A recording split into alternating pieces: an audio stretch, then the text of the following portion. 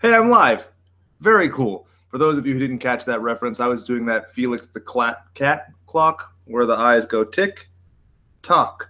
But you can't find them anymore. You can only find the cheap ripoffs, but whatever. Eventually I'll find one, and then I will talk myself out of buying it because it's a hipster, trendy bullshit thing to do. But whatever. Leave me to my own devices. You might notice that I am me, and there's no Brett, there's no Brian, it's just Jake. Which, man, that just brought me back to middle school. For those of you, I might have some young viewers and followers out there who don't know what Will and Grace is. Go ahead and Wikipedia that, and there was a character who do this just Jack thing, and for some reason, some people in my middle school started doing that. I don't think they were trying to call me gay. Just I was theatrical, which theatrical me, come on, that's bananas. Anyway, this week is going to be a fun one because I actually went to one of the events that we're going to be talking about. And by we, I mean me, unless you want to send me some comments or questions or what have you over Twitter, Facebook, Instagram, blah, blah, blah. But I'll predominantly just be riffing by myself this time. So I went to Invicta FC. That's where I got this awesome trendy shirt. Actually, I didn't get it. My future father-in-law got it for me because why? That's where we did my bachelor party. It was kind of interesting to see the people's reactions because at first there were some people when they, heard that we were a bachelor party, that I think that some people took it like, oh, I was objectifying women. And then I think people realized that I was kind of not because I'm a huge Invicta fan. I've watched every single card that Invicta's put on, which albeit is somewhat slight given that there's only 17 events, but you get the point. I was very reverent and I loved every second of it. It was a great production. The value of everything was top notch. I felt the the Titantron thing with the video playback, just the people in the crowd. I mean, I got to see Juliana Pena, Josh Barnett, Jessamine Dukes, Shayna Baszler, lots of people, and the tickets were really reasonably priced, so that was awesome. I also had the opportunity to meet and take a picture with Shannon Knapp, who, for those of you who don't know, is Invicta FC's version of Dana White, except she didn't call me a dummy or an egg. So let's get into the fights, shall we? First off, performance of the night. I know that you, our friends and fans, might know that Brian and I have a soft spot for Megan Anderson, the Australian fighter who was on this card. And while she did well, quite well, she did not do a dance like Kayleen Medeiros. I don't remember what she called it, but she did. It was this weird spinny Opa thing, and she had this blue tuft of hair sticking out of her head, so she looked like a Dr. Seuss character. It was awesome. Singularly worth your $9.99 or whatever the hell UFC Fight Pass costs. Go get it. Go watch it. And I challenge you, if you find it and you don't like it, you tell me and I will feel bad for you, but I will not pay you your $10 subscription fee. But she had a very impressive TKO victory. So with the Invicta cards, I know that a lot of it's going to be over some of the more casual fans' heads. So what I'll just do is encourage you to watch the fights that I really enjoyed, and that's kind of how we'll go through these. Obviously, next, Megan Anderson crushed Amanda Bell, and I feel so bad for Amanda Bell. You might remember that last week I was saying that this chick has balls, and not in the Fallon Fox kind of way, but in the she is a very bold fighter. She now slips to 3-4, but this is a gal who lost her debut. Then in her second fight, fought Charmaine Tweet, who won on this card as well, in the co-main event of a production. Like, that takes just a ferocious self-belief. The idea that you could lose your debut, then go against an established fighter and do it on the biggest stage available to you at the time. It's pretty awesome. She ended up sitting in front of us for the rest of the fights, and she looked devastated. Like, there was no lack of trying there. Like, she clearly wanted the fight. She clearly wanted to perform. Megan was just huge and just unrelenting, and showed the importance of fighting to the end of a round because she was able to get it at the very end. And you could just as easily have seen that going another round or going to a decision if not for that persistence. So it was awesome. My father-in-law pointed out that Megan Anderson does something of a praying mantis thing with her hands. To me, it's not that strange. I've seen guys like Conor McGregor fight, Stephen Thompson fight, that kind of upright stance isn't that bizarre. But I can imagine to a guy who's watched boxing and very used to the hunched over shoulders and the Quasimodo-like furrowed brow pressing forward. That's kind of an awkward posture. She performed very excellently, so let's move on. Oh, also, we're probably going to have her on the show next week. We asked her to be on the show, and she was very gracious and said she would like to do it. But I figured we'd give her this week off just because the fight was 2 days ago and she's going to be traveling. Also, happy Mother's Day to her mom, because I already wished my mom one.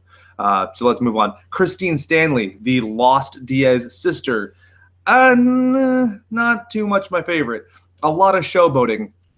And obviously she was doing very well in the fight. She could have slipped. I mean, Shannon Sin, the girl who she fought against, very focused, hands up. It was just kind of an awkward fight all around. You had Christine Stanley showboating, hands up, doing the I'm not impressed face. If Sin, I think, had been a little bit more aggressive, she probably could have taken that fight. Not necessarily with effectiveness, but more with, striking, points, that kind of thing. Christine Stanley was in the crowd the rest of the night, and man, what a spark plug.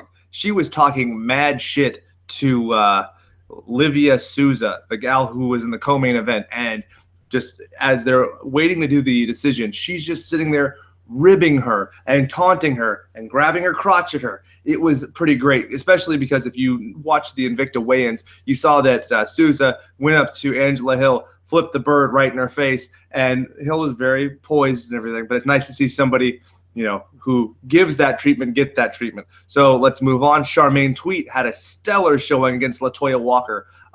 And what I mean by stellar showing is a stellar showing of what an awesome comeback looks like, because she was getting lit up hard. LaToya Walker was the strikes were palpable.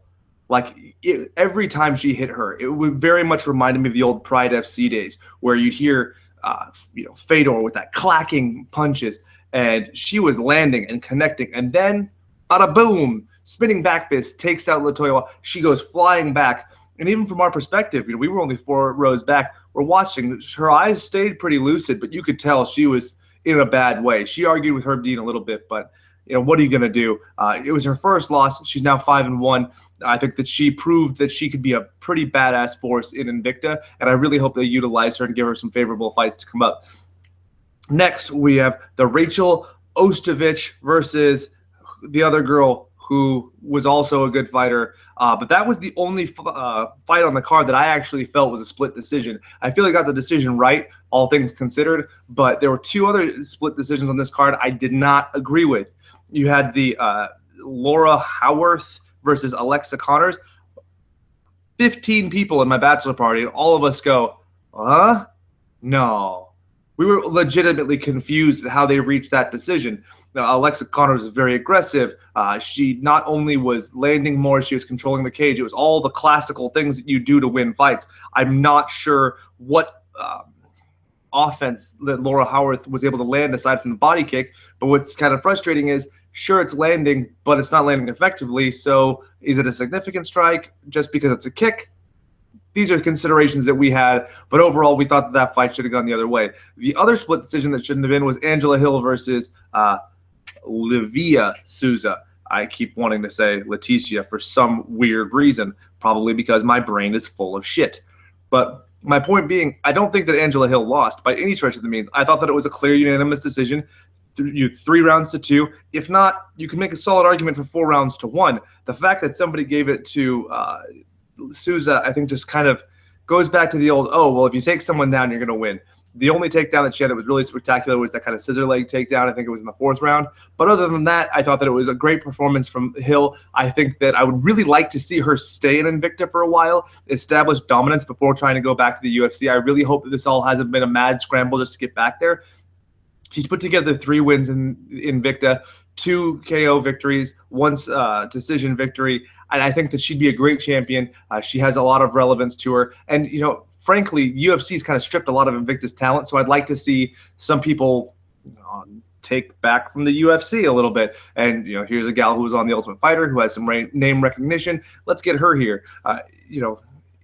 Dave Herman once went from UFC to Strikeforce as a favor.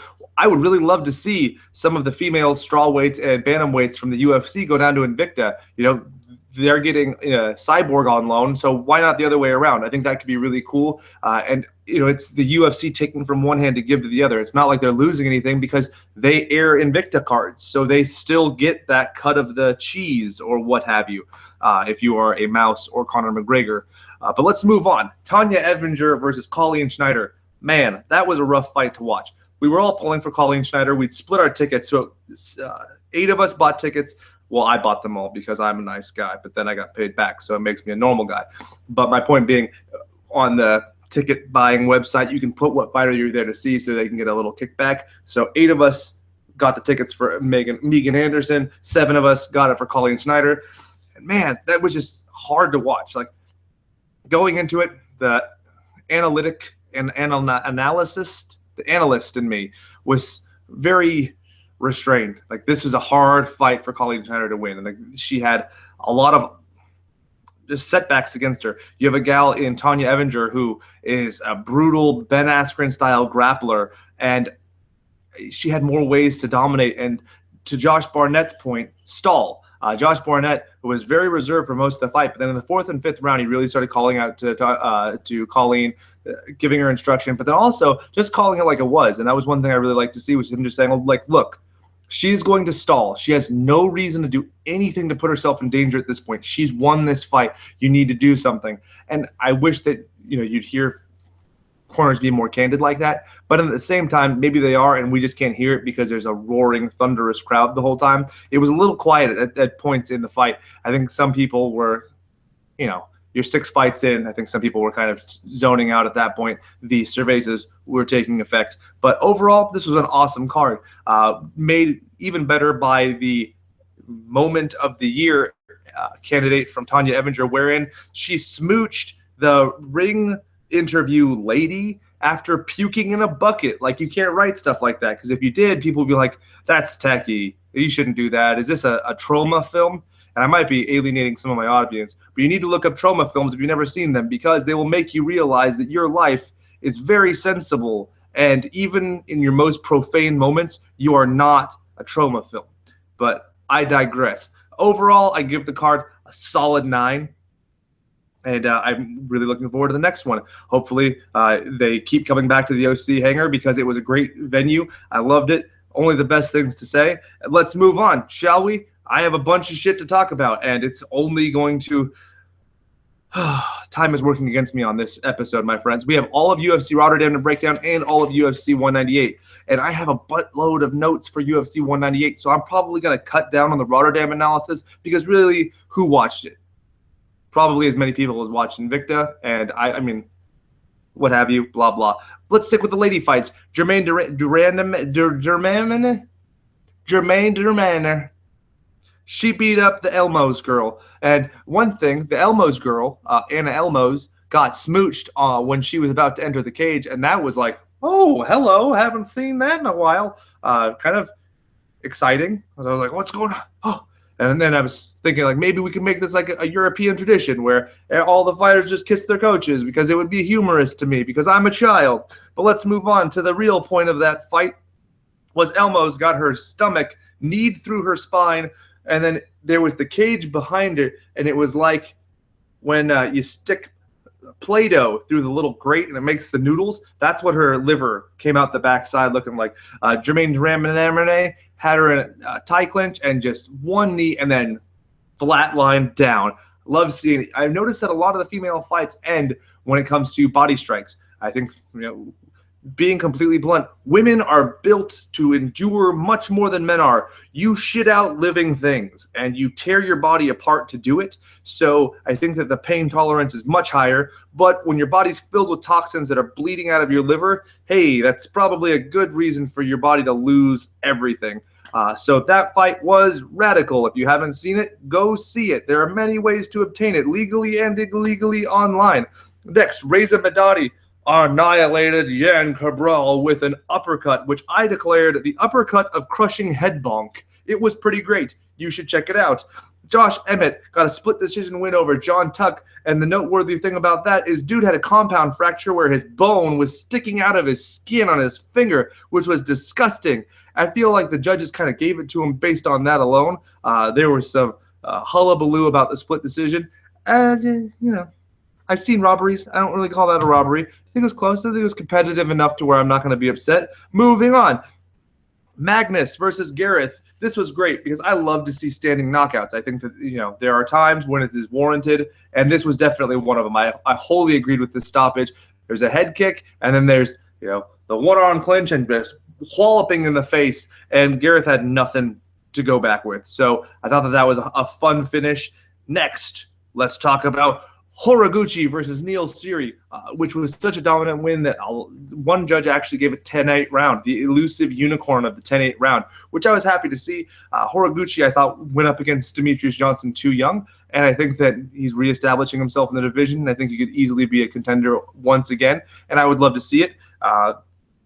Moving on, Stefan Struve crushed Bigfoot Silva. Damn. And I was just like, looking at Bigfoot Silva, and I'm sitting there thinking, his hair is so nice, his beard's so nice. It's almost distracting from the giant blotchy foot on his back. And then he's down and he's dead, and the knees to his head. And it was awesome for Stefan Struve, who's been on a bit of a self-admitted rough patch for about 3 years now. And he also had one of his teammates pass over the last week. I'm, of course, referring to Jordan Parsons, who ended up passing away after the leg amputation, which was trying to save his life after the hit-and-run accident. They ended up finding the guy from the hit-and-run accident, or at least a suspect, because you are innocent until proven guilty, but it looks like that guy is guilty as fuck and guilty as charged. So let's move on before I get emotional about that scenario once again. Let's finish the card with Alistair Overeem versus Andrei Arlovski. Man, that was a rough one. I felt like I wanted Arlovski to win, but I had that sinking feeling in my gut that it was going to go to Overeem, especially after that win over JDS. And man, oh man, he did, and he did well. So good luck to him. I really think that he should get a title shot off of this one, especially if it's Verdum, because they have a history.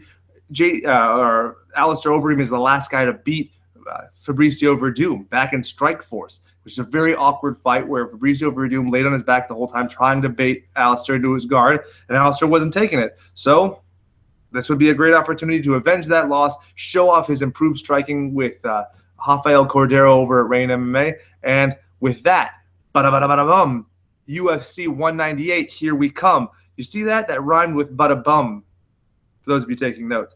But let's start at the early end of the card. John Lineker is going to fight that Font guy, Rob Font. Good job. Hopefully you win and establish yourself at this division, because I would really like to see some good come out of that scenario where you were missing weight. Because, Henry Cejudo, once upon a time, was also missing weight at flyweight, and he ended up getting a title shot. So hopefully Lineker can get his stuff together and maybe end up back down there, or fight for bantamweight gold, whichever. But it'd be nice to see something happen, because he's a guy who's incredibly talented, very fun to watch, and just has the whitest name ever for a small Brazilian guy with weird stripy tattoos. Moving on. Barberina returns after beating Sage Northcutt. So we actually get to see if this guy is as good as we're hoping that he might maybe sort of be. But even if he's not, he was disposable because he dethroned the Sage. So that was kind of rad. I mean, regardless, I think he's going to have some fans. So here's my first man crush fight on this card is Lil Nog versus Patrick Cummins. Man, this card is stacked. So if there's any fights that I'm missing that you guys like, please let me know. You have every opportunity on Twitter and Gmail and everything to tell me how wrong I am, and I'm very willing to listen. But these are my favorites. Lil Nog versus Patrick Cummins. Why do I like this fight? Because it's a great fight for Patrick Cummins to kind of reestablish himself after coming off of the really tough loss to OSB and Glover Teixeira and Daniel Cormier. Those are his 3 losses. They all came from KOs. Lil Nog, not that much of a KO artist in recent years, so I think this is a good opportunity for him to establish and play it somewhat safe. And Lil Nog has had problems with people of Patrick Cummins' style. If you remember, he lost to Phil Davis, he lost to Ryan Bader, and those guys, their style, wrestle boxers, very similar to Patrick Cummins. So this is a good one for him to reestablish himself. He himself is on a 1-fight losing streak, whereas I think that Lil Nog is actually on a 1-fight losing streak. Well, I think. But I wanted to kind of articulate something that establishes how skewed some statistics can be. If you look at Lil Nog's last 6 fights, he's 2-4. But if you look at his last 13 fights, he's 19-4 or 9-4. Wow, that was stupid. But you get my point. It's all you look at the seasons of their lives. I do think that Lil Nog is on the tail end of his career. So the fights I want you to watch for homework for this one, for Cummins, watch the Fei Zhao fight. I think that it was a great fight for him to establish himself. He ended up getting the KO victory with the elbows. And then with Lil Nog, watch the Bader fight. Not because Lil Nog particularly looks good, but because it kind of establishes where my mind is at when it comes to making my pick, if you will, which is going to be Patrick Cummins, putting an asterisk right next to it, and we're moving on. Damian Maia versus Matt Brown is one hell of a fight. I'm very excited for it. I'm a big fan of both guys. If you look at Damian Maia's history in the welterweight division, he's only lost to Rory McDonald and Jake Shields. I felt that he beat Jake Shields, but he lost to Rory McDonald. But guess what? Who hasn't, except for Robbie Lawler? So he's a pretty well-established guy. And I mean, his last loss before Jake Shields was Chris Weidman. So his last 3 losses come to a former #1 contender at welterweight, former Strikeforce champ, and UFC title challenger, and former middleweight UFC champ. So, I mean, he's got a pretty, you can always put a little footnote on each one of those losses and go back to it later and be like, oh, yeah, funny thing is, these guys are all fucking legendary. So, S my D. Matt Brown is a guy who I really didn't realize how inactive he's been. He's coming off of a 10-month layoff. Thing is he's had fights announced, but he's pulled out. He was supposed to fight Nate Diaz at one point, ended up fighting Tim Means. He was supposed to fight Kelvin Gastelum, but then ended up pulling out because of an ankle injury. So it'll be good to see him back in the cage. He's ranked number 5. Maia's ranked number 7. If you look at their body of experience at welterweight, Damian Maia is on a 4-fight winning streak, including guys like Ryan LaFleur, Gunnar Nelson, and then Matt Brown. Not so much. He's on a 1-fight winning streak against Tim Means. So it just shows where they're at. Damian Maia is definitely on the upswing of his run at welterweight, and Matt Brown desperately needs this victory. This is a hard one for me because if you would have put them together before the Gunnar Nelson fight, I probably would have given it to Matt Brown. But after that Gunnar Nelson fight, man, that was just mind-boggling. His grappling was so much better than this guy who, I always thought of Gunnar Nelson as a grappler. I mean, you just watched him this past weekend in Rotterdam against Albert Einstein Tumanov, and he got a great submission victory and dominated throughout. So it's a hard one, but I think I'm going to end up going with Damian Maia. The fights I would like you guys to watch, if you're, for Damian Maia, watch his fight with Neil Magny. Neil Magny is a training partner of Matt Brown, and I feel like there are some similarities between those two guys. Great cardio, great endurance, just awesome fighters. Magny, less of a KO artist, but you think you see where the comparison comes from, both training out of Elevation Fight Camp. For Matt Brown, watch the Jordan Mean fight. I just like that fight. It's fun. He established himself very well. I feel like a lot of times I'd want to say, like, watch the Eric Silva fight, but that fight's kind of played to death. That fight goes to show that Matt Brown can take a lick and keep on ticking, but I don't really feel like that's going to be the tone of the fight. I think that if Damian Maia gets hands on Matt Brown, he's going down. Look at the problems that Matt Brown had against Johnny Hendricks.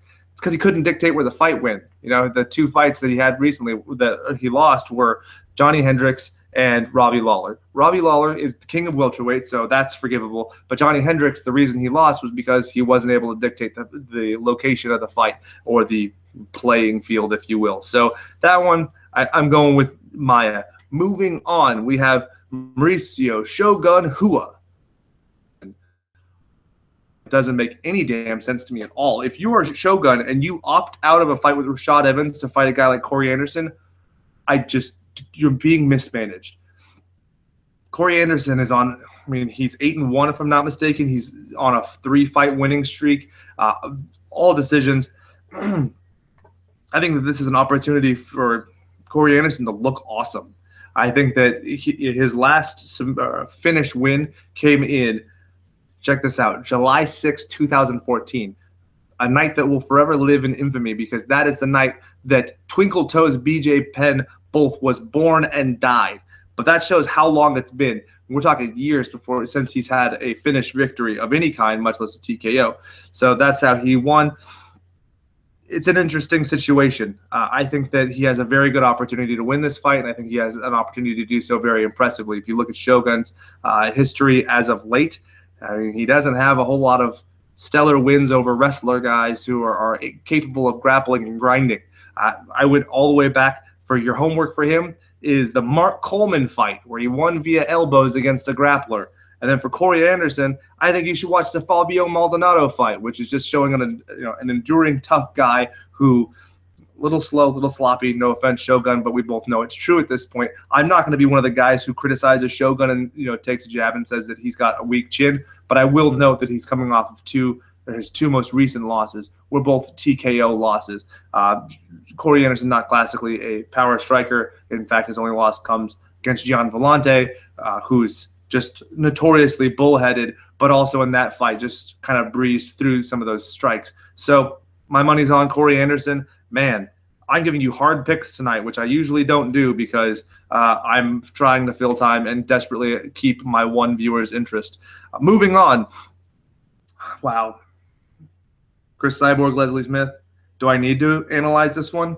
I'm going to put my little asterisk next to Cyborg because if Leslie Smith wins, I know that I'm in a different dimension. And somewhere in the past week of my life, I fell through some wormhole and ended up in fucking Bizarro World because that is a crazy fight that makes no sense. And I cannot believe that Leslie Smith's management and her friends and her family let her do this. This was a bad choice. This was a not good idea. I feel like if, I don't know, there's no amount of moxie or toughness that's really going to allow me to suspend my disbelief and think that she's going to beat Chris Cyborg. Cyborg has only lost one fight. That was her pro debut. She lost via knee bar. And then for the last decade, she's been undefeated in MMA.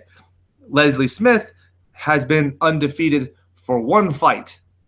She's 8-6-1. So, I mean, really, the analytics just, I mean, I get that there's a chance, but it's infinitesimal, if you will. The fights I'd like you to watch for this one, just to give you some homework and perspective, go with Jessamine Duke for Leslie Smith. I thought that was a fight where she actually looked pretty decent. And then for Cyborg, Charmaine Tweet, who has kind of a generally more well-rounded approach that's more in Leslie Smith's style than some of the other Cyborg victims. Any other fun notes on that? Oh, yeah. One big thing. Leslie Smith fought in Invicta at flyweight, 125, and she's going to be fighting Cyborg 145, who cut, or actually at 140, but she's a champion at 145 is my point. This is a huge weight difference, and this is just mind-boggling if you've ever seen Blades of Glory. Let's move on before I have an aneurysm or an ulcer or a hernia or all three at the same time and some weird connect the dots of gastrointestinal dismay and disorder. Anderson Silva versus Uriah Hall. This is an interesting fight. Uriah Hall has a penchant for getting in his own head and being outside of the situation. If you remember his fight with Kelvin Gastelum when he lost by split decision, or his fight with John Howard when that was really awkward and they had like the hug and Dana called them out on the hug, and he needs to be absolutely irreverent to Anderson Silva. And I know that there's idol worship there. Anderson Silva's one of the greatest of all time. If you don't want to count him the greatest of all time now, I totally agree with you, but I can't say that he hasn't been at times in his career, especially when you look at the climates and when you see what he's done, the impacted fighters that have come since then. The guy is great. So this is a fight where Anderson Silva really has nothing to lose, because if he becomes a footnote to Uriah Hall, so what? He's a hugely established star. He just came off of a fight that a lot of people thought was controversial. I myself didn't. So a lot of people still gave that to Anderson Silva. So really the only people to beat Anderson have been Chris Weidman and Yushin Okami via disqualification years ago. You get my point? Oh, and there was the weird knee bar, the flying knee bar. But Uriah Hall hasn't even gone one fight without losing. He just lost to Robert Whittaker after he had a pretty stellar win against Gegard Mousasi, which is your homework for this week for Uriah Hall. Watch that fight and see, like, Uriah is not in control of that fight. He has a hard time. He's being very reactive, and then he capitalizes. And I think that's kind of a theme that he needs to work with. Obviously, Anderson's not going to push into him as much as Gegard did, but that idea of just don't give up, keep focused, and keep trying to throw fun shit to entertain me and possibly win yourself the fight. Anderson Silva, the fight that I would like you to watch, Vitor Belfort, who's fighting higher up on the card. Vitor Belfort, if you remember, he got front kicked in the damn dome. He was being tentative. He wasn't doing anything. He wasn't engaging. That's one of the worst first rounds ever. It's hugely boring. Nothing happens. But then out of nowhere, like a cobra flying out of a wicker basket and stabbing some dude in the face with its fangs, there goes Anderson Silva's foot right into Vitor's facial region, and boom, just a legacy of this one kick. Like, no matter what Vitor does, if he wants to cut a damn cross into the side of his mullet hawk, if he wants to post pictures of his man boobs, nothing. That front kick to the face. So Uriah, learn something from the most famous video game cover ever, or what have you. Don't be tentative. You do not have the time and resources to do it, even with a slow and aged Anderson Silva. I'm going to go with, I'm going to say Uriah Hall. And I'm totally willing to be wrong on this one, just if he's able to press the action, do what he wants to do, dictate the controlling pace of the fight. So let's move on. Jacare versus Vitor Belfort. This is actually a pretty great fight, and it's very interesting to me because I realize that I've always looked at Jacare as a much more established fighter than he is. But if you look at his last few fights, ever since his Luke Rockhold loss and before his Yoel Romero quote-unquote loss, he had Chris Camozzi twice. And there are a few guys in there that are of lesser caliber, Dave Herman, and no offense to Dave Herman, no offense to Chris Camozzi, but obviously those guys aren't in the top 5 for a reason. So you look at Vitor Belfort, and he's a guy who's consistently fought guys who are either top 5, top 10 of middleweight or light heavyweight for years now. So it's kind of rough to look at those, track records, tenure, if you will, and think of Jacare as an equal, but I really think that he's got Vitor in this fight, and not just because Vitor is no longer on TRT and he's clearly slowed down and he's not as explosive. I mean, Vitor was able to beat Dan Henderson, but Dan Henderson's kind of just a side-to-side moving target at one of those shooting galleries like they used to have at Knott's Berry Farm if you're a Californian. But my pick for that is definitely Jacare. I don't know if he's going to be able to finish Vitor, but I know that he's going to be able to dictate where the fight goes, or at least I feel that he will be. And, yeah, why not? Jacare less. I don't know what that says. I wrote notes. I write notes every time, but I don't know what that one said. But with Jacare, I think you should go back and watch his fight with Robbie Lawler, back when Robbie Lawler had hair and was a middleweight in Strikeforce. And then for Vitor, you should watch the fight with Anthony Johnson. It shows that he actually does have some solid jiu-jitsu, and he's aggressive, and that's something that you definitely need to do. The guys are both, they're ranked 2 and 3 respectively in the middleweight division, given that Yoel Romero is currently out on suspension. So if these guys, if one beats the other in very impressive fashion, they're in a great way. An even better way if Luke Rockhold is to win and be victorious at UFC 199 next month. Because if they do, both of these guys have history with Luke Rockhold. Jacare lost to Luke Rockhold in a decision that he still insists that he didn't lose. And then Vitor Belfort kicked Luke Rockhold's head off of his body, made his dry hair shaky, which I always look back on with some peculiar fondness. Moving on to the headliner of UFC 198, we have Fabricio Verdum by Cavallo, the Go Horse, versus Stipe. I don't have a nickname, Miocic. Unfortunately, the Croatian sensation was already taken. But this is one hell of a fight. I'm very excited about it, even though Stipe is coming on a winning streak of 2 in the heavyweight division. That's actually a pretty damn good gamut of guys to have run through. One thing I wanted to point out, looking back at Stipe's earlier UFC career, when you look at like Roy Nelson, he's kind of fallen out of favor with most people. But if you look at the Roy Nelson that he was fighting at that time, Roy Nelson was on a 3-fight win streak. When he beat Fabio Maldonado, that was a short notice fight. When he beat Gabriel Gonzaga, Gonzaga was on a 2-fight win streak at the time. So while some of these guys have kind of had a decline, at the time, they were pretty solid. And especially in the heavyweight division, a 3-fight winning streak and a 2-fight winning streak, I mean, that's an established guy who could probably make a bid for title contention. And I also wanted to point out that he beat Mark Hunt right after the Fabricio Verdum loss, which is obviously a very dangerous fight to take, and he was able to pull it off. I personally thought that it was a much closer fight than many when it came to him fighting Junior Dos Santos. I do think that it wasn't necessarily the robbery that a lot of people did, but I definitely thought it being competitive. For Fabricio Verdum, this dude's a 10-time gold medalist in world level jiu-jitsu tournaments, and he's the UFC heavyweight champion, having defended and become from the interim champion. I mean, he's just a badass, and I would love to see him win, not just so I could see that prospective rematch with him and Alistair Overeem where he could avenge it, but he's a little bit older. I mean, Stipe is not, a child by any stretch of the means, but I feel like Fabricio's, miles are going to add up, and I don't want to see him go out poorly. And I would love to see a dominant heavyweight champion.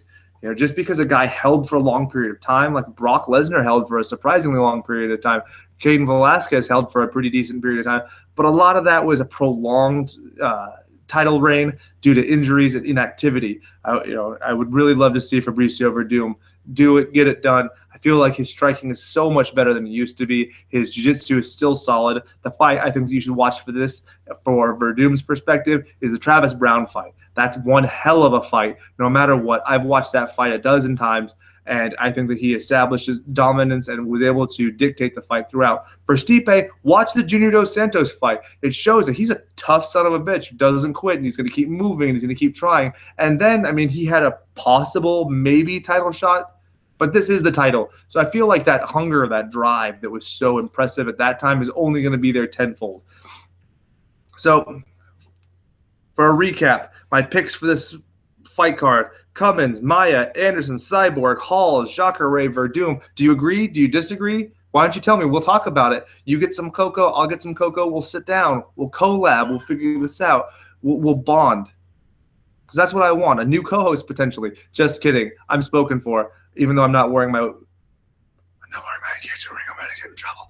But my point is, you guys should definitely be active with us because we would love to be active with you. The reason I started this show is to make friends with people who didn't think that watching people punch each other in the face was barbaric and crass. Please stay tuned for the Overtime MMA broadcast, which I will be recording right after this. But for now, we are overworked, underpaid, and out of time.